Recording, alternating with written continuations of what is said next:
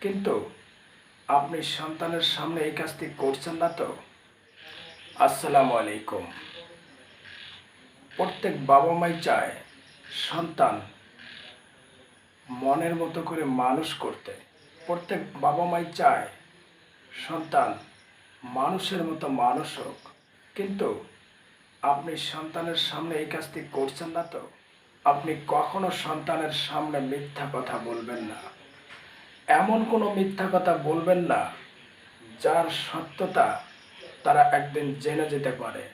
সন্তানের সামনে বারবার মিথ্যা বললে পিতামাতার প্রতি সন্তানের আত্মবিশ্বাস হারিয়ে যায়।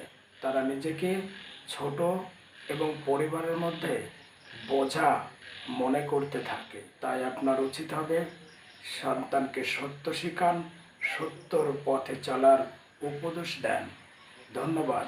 আপনার যদি মনে হয় ভিডিওটি শেয়ার করে অন্যকে দেখার সুযোগ করে দেওয়া উচিত, এখনই শেয়ার নাও